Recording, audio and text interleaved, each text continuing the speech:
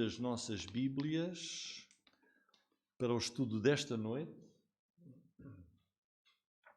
Então, nós estamos lá em Mateus capítulo 6, versículo 13, hoje. Eu vou apenas ler, uma vez que estamos a prosseguir o estudo do Evangelho de João, e no capítulo 16, onde nós terminamos, vimos a importância que Jesus, naquela última noite que esteve com os seus apóstolos, de despedida, bem poucas horas antes de ser preso, bem poucas horas antes de dar a sua vida na cruz, a ênfase que o Senhor Jesus deu à oração. E de facto nós lemos lá em João 16, 23, Jesus a dizer: naquele dia nada me perguntareis, na verdade vos digo, tudo quanto pedirdes a meu Pai em meu nome, Ele vos há de dar. Tudo o que pedirdes ao meu Pai em meu nome, Ele vos há de dar. Até agora nada pedistes em meu nome. Pedi e recebereis para que o vosso gozo se cumpra. Então, as orientações que Jesus está aqui a dar neste encontro final com os seus apóstolos, vejam, Jesus aqui a dizer que a oração é pedir ao Pai no nome de Jesus. E vamos então para Mateus capítulo 6. Estamos a fazer aqui, a ter uma pequena série no intervalo aqui do estudo de João, para pensarmos sobre a oração. E o título desta série é O Poder da Oração, e hoje vamos ver a proteção da oração. Os apóstolos pediram ao Senhor Jesus que os ensinasse a orar, e Jesus deixou este modelo. Nós vamos ler Mateus capítulo 6, versículo 9. Jesus diz assim: portanto vós orareis assim: Pai nosso que estás nos céus, santificado seja o teu nome. Venha o teu reino, seja feita a tua vontade, assim na terra como no céu. O pão nosso de cada dia nos dá hoje, e perdoa-nos as nossas dívidas, assim como nós perdoamos aos nossos devedores. E não nos conduzas à tentação, mas livra-nos do mal. Até aqui. Portanto, nós, pelos Evangelhos, vemos que Jesus foi um homem de oração enquanto esteve aqui no mundo. E ele é o nosso maior exemplo, no sentido em que, se o próprio Jesus, o Filho de Deus, orou muitíssimo, então isso mostra-nos que há valor na oração, há poder na oração, a oração é necessária e nós devemos orar mais. E os discípulos, vendo isso, olhando para Jesus, como ele orava, então pediram ao seu Senhor: Senhor, ensina-nos como é que nós devemos orar com eficácia para sermos ouvidos. E Jesus deu este modelo de oração. E aqui nós devemos dizer que esta oração Jesus não a deu para ser repetida, para ser como um mero formalismo. Portanto, é um modelo, é um exemplo. Jesus diz: quando orarem, orem desta maneira, desta forma, tendo isto como propósito. E o que é que nós já vimos aqui? Aprendemos sobre o poder da oração. E vimos exemplos em como, no tempo de Moisés, Deus disse que iria destruir o seu povo e os iria castigar duramente por se terem tornado idólatras, mas Moisés orou, intercedeu, e nós lemos lá que Deus se arrependeu do mal que disse que faria. Portanto, há poder na oração. E depois, começando aqui no versículo 9 de Mateus, começamos a aprender sobre a pessoa da oração, que as nossas orações devem ser dirigidas ao nosso Pai, que é o Pai que está nos céus, que é santo.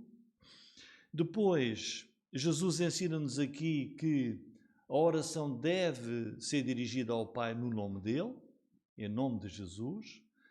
Começamos com louvor, terminamos com louvor, como está no fim do versículo 13, e no meio Jesus diz que devemos fazer os nossos pedidos.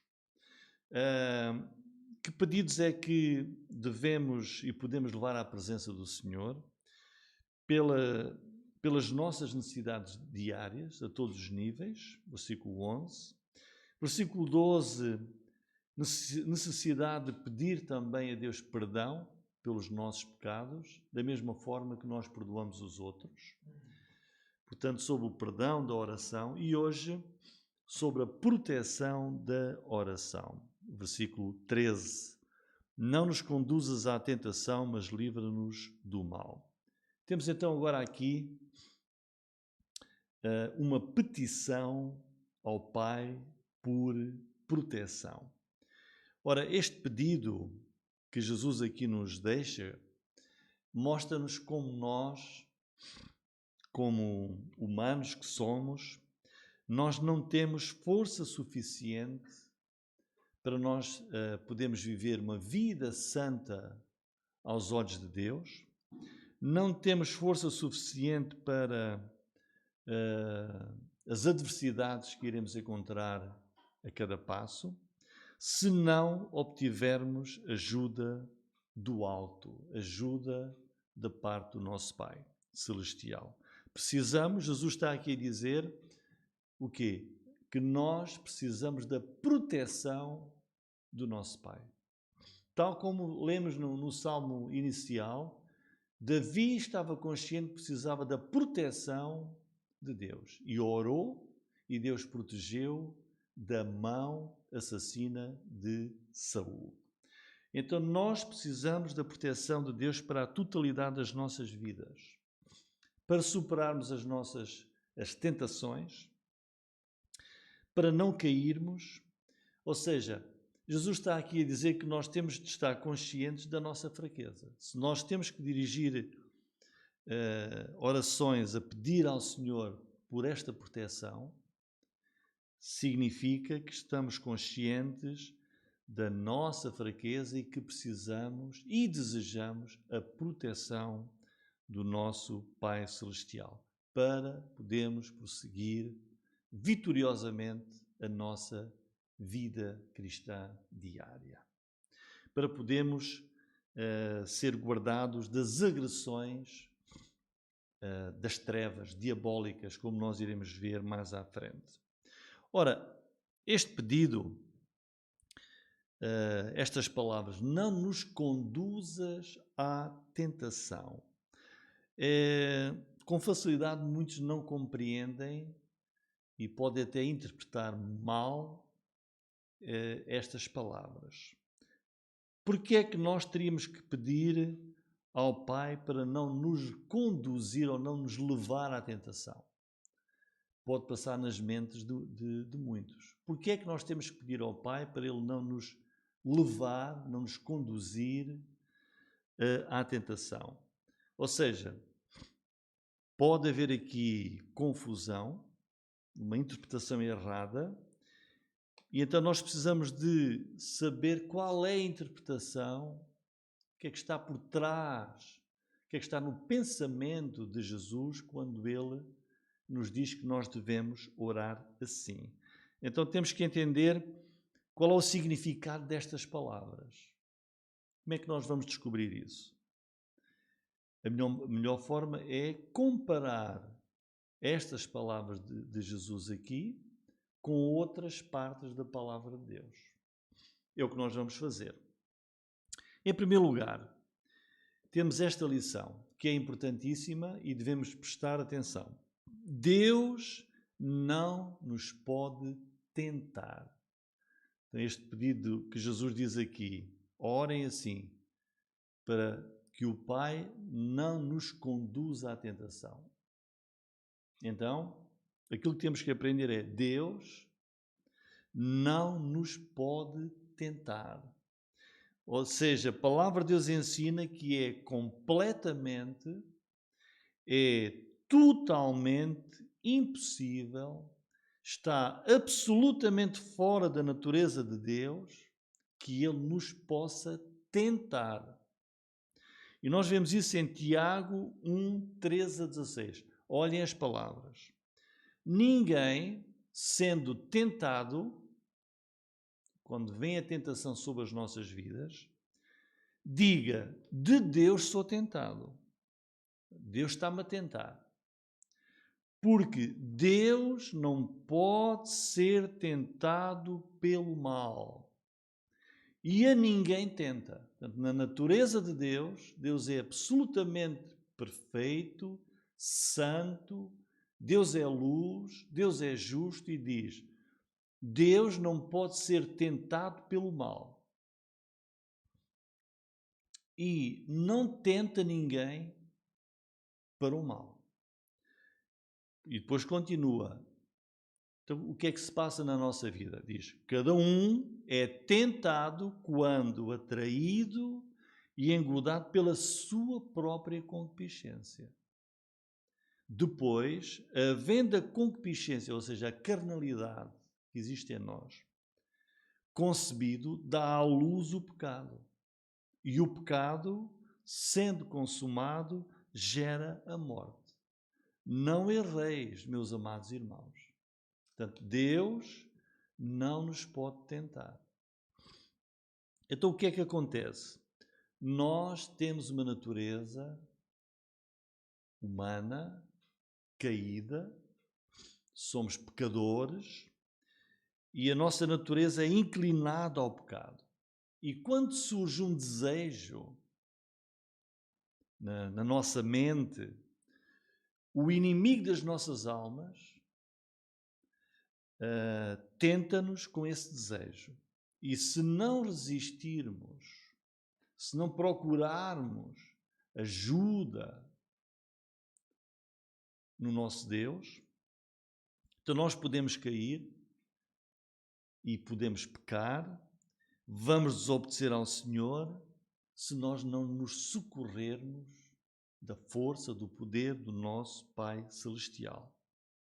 Então, quando na nossa carnalidade nós somos atraídos dos nossos desejos carnais e não pomos um travão, vamos sucumbir à tentação do tentador. A Bíblia é bem clara em chamar ao diabo o tentador. A Bíblia não chama a Deus o tentador, ao diabo sim.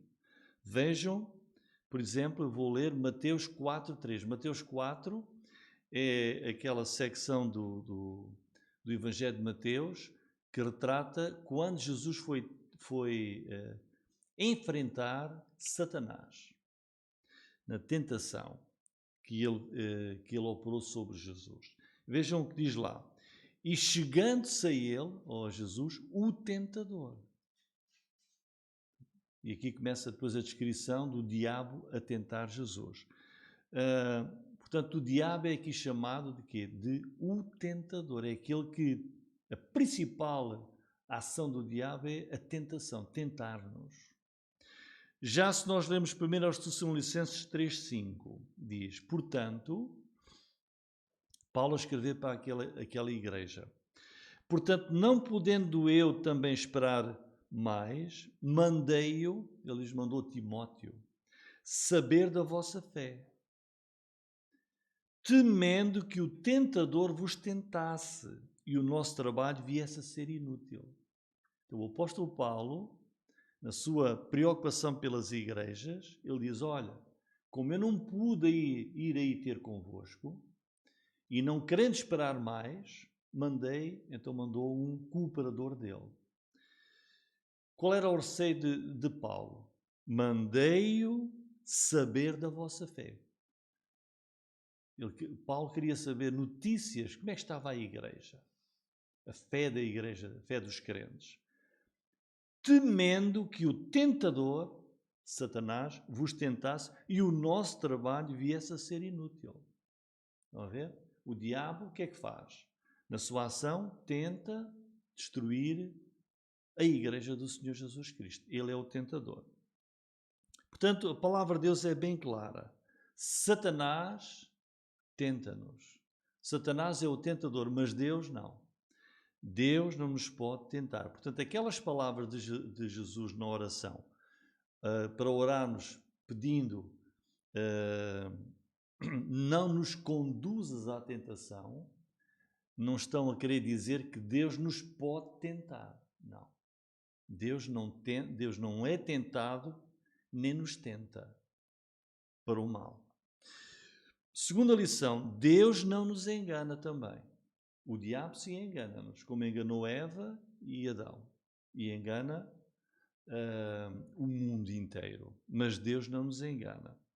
Ou seja, nós precisamos de entender então o significado desta palavra. Não nos conduzas à tentação. Qual o significado então desta palavra aqui traduzida por tentação?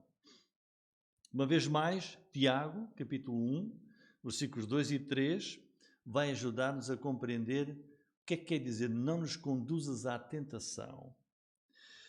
Porque a palavra no grego é a mesma. Veja o que é que diz. Meus irmãos, tende grande alegria quando enfrentardes várias tentações. E ora explica, sabendo que a prova da vossa fé opera a paciência. Então, o que está por detrás desta palavra tentações aqui, não são tentações da parte de Deus, não é? Para o mal, porque Deus não pode ser tentado pelo mal e a ninguém tenta, e Deus não nos engana, Deus não nos vai pôr um tropeço, uma armadilha para cairmos. Então o que é?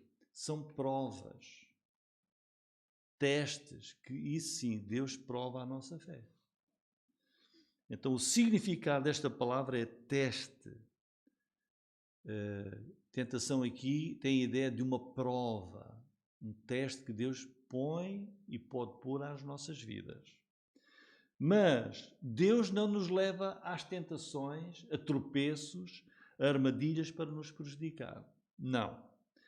Isso é a obra do diabo. O diabo sim faz isso. É ardiloso, põe armadilhas, é enganoso e tenta para o mal. Deus prova a nossa fé. Deus testa-nos. Deus prova-nos. Isso é bem diferente, experimenta-nos. Para quê? Para nós crescermos espiritualmente.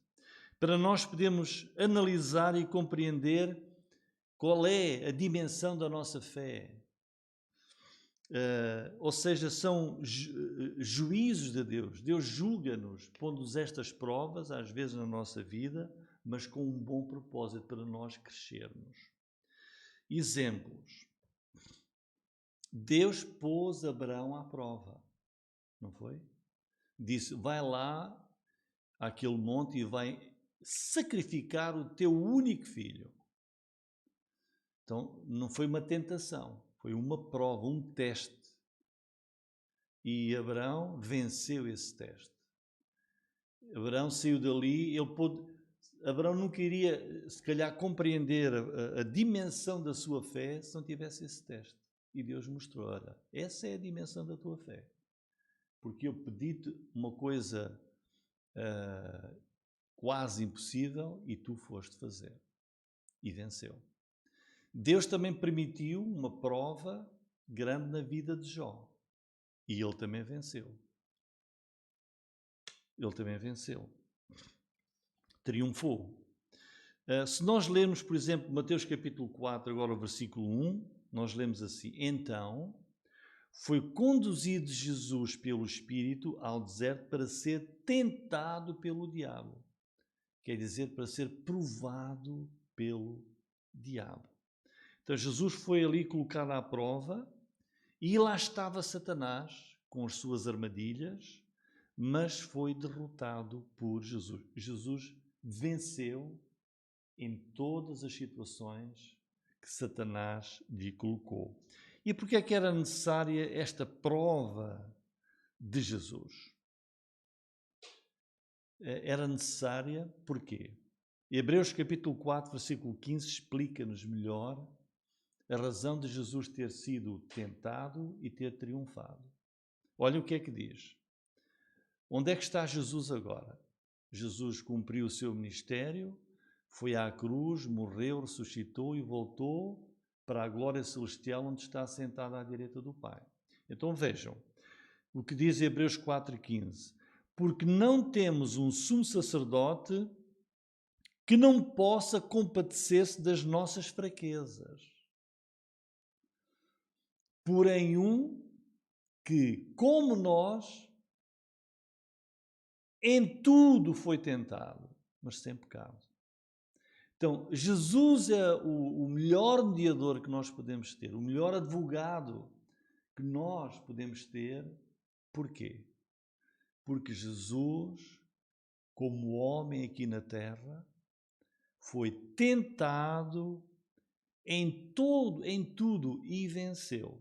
Então, vamos pensar na pior das provas que nós como pessoas possamos ter, na pior das tentações, ou na mais pequena.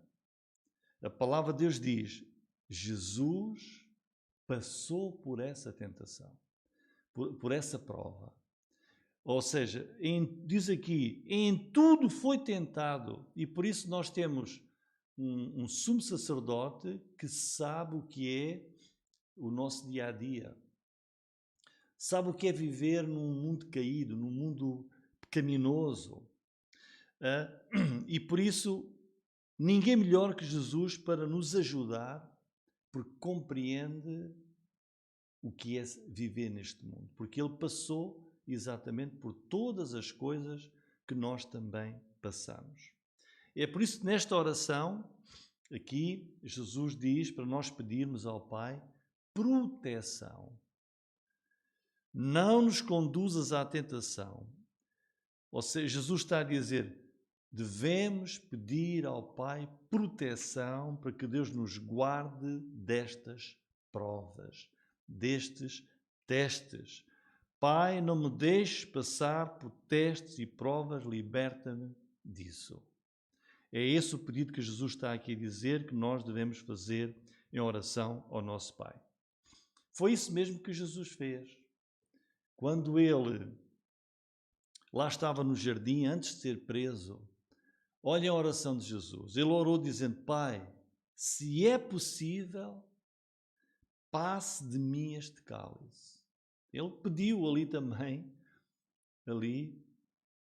humanamente, pediu pela proteção, para que Deus o guardasse, se fosse possível, daquilo que ele iria enfrentar.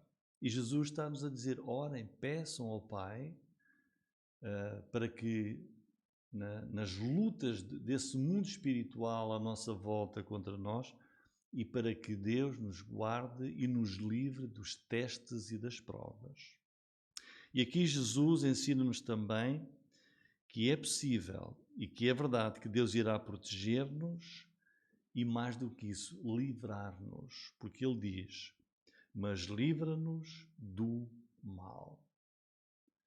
Livra-nos do mal. Nós temos uma revelação muito importante sobre isto em 1 Coríntios 10, 13, onde Paulo escreve assim, não veio sobre vós tentação senão humana.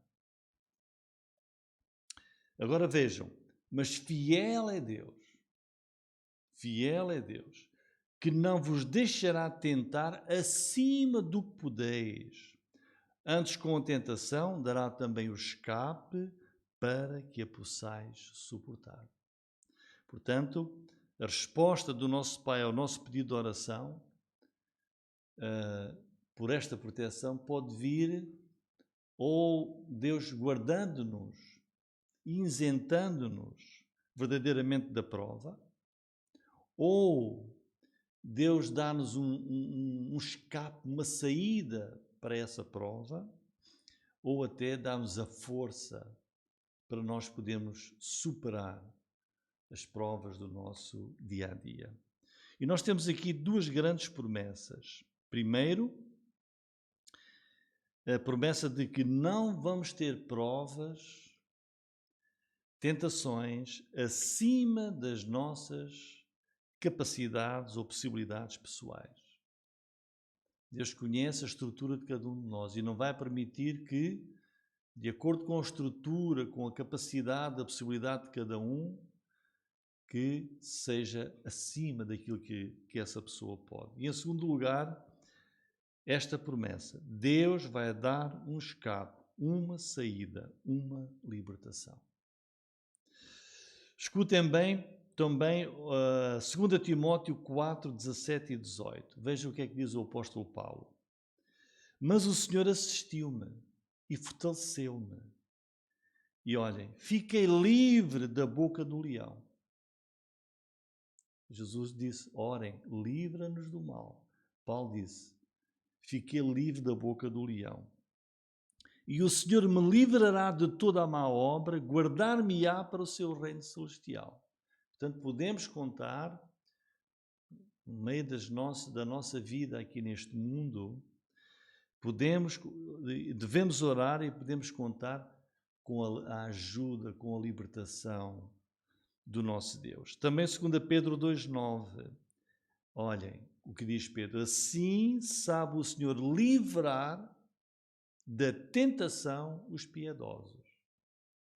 Os piedosos são aqueles que com fidelidade, com humildade, vivem amando a Deus, junto de Deus, procurando não apenas amá-lo, mas seguir os caminhos do Evangelho neste mundo. E diz, o Senhor livra das tentações, das provas, dos testes, os piedosos. Se nós vivermos na dependência do nosso Deus e se nós orarmos ao nosso Pai Celestial, Ele vai livrar-nos. Ele vai trazer a saída. Só Deus sabe qual é o melhor escape para a nossa situação. É por isso que Jesus aqui nos ensinou a orarmos. Vejam, nós já, se lembram da semana passada, a oração que aprendemos era sobre o perdão que nós devemos suplicar ao Senhor. E com que frequência? Com a mesma frequência com que nós, antes, versículo 11, também oramos o pão nosso de cada dia. Oramos ao Senhor diariamente pelo sustento, para que Ele supra as nossas necessidades. Como vimos o exemplo, Deus enviava o maná todos os dias para o povo comer. Oramos diariamente por perdão das nossas falhas. Oramos diariamente para que o Senhor nos guarde, nos proteja e nos livre do mal. Não podemos esquecer esta oração de proteção diariamente. Livra-nos do mal. Não apenas Deus nos protege, mas também nos livra do mal. Quer dizer, Deus liberta-nos, protege-nos do inimigo de Satanás. E Jesus falou disso com muita clareza aos seus discípulos quando ele estava no jardim, naquela hora difícil, que era a hora das trevas. Veja o que é que Jesus pede para eles fazerem. Em Mateus 26, 41, ele diz, quando estava lá no jardim, o Senhor sabia aquilo que estava a acontecer, e ele diz, vigiai e orai para que não entreis em tentação. É necessária a oração para não entrarmos em tentação. Na verdade, o espírito está pronto, mas a carne é fraca. A carne é fraca.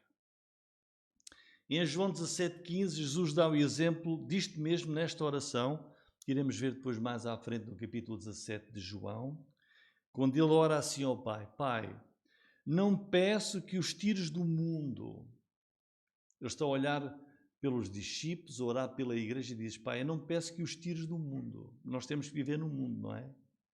Mas que os livres do mal.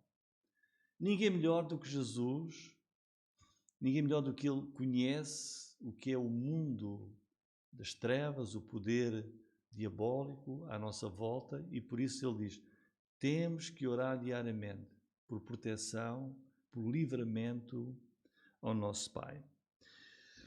Pai, liberta-me do poder do nosso inimigo e teu inimigo também, que é Satanás. Em conclusão, irmãos, então, pensando sobre o poder da oração, temos aqui hoje uma oração de proteção. Aprendemos que nós devemos ter o conhecimento real do mundo em que nós vivemos. Temos que orar diariamente ao nosso Pai Celestial, em nome de Jesus. Nós louvamos a Deus, pedimos e suplicamos para que Ele nos proteja e nos guarde de todo o mal. A oração da proteção. Proteção a todos os níveis da nossa vida, das provas, das tentações, do tentador, do mal. Orar por nós, orar pelas nossas famílias, orar pelos nossos irmãos na fé, orar pelas igrejas do Senhor. Amém.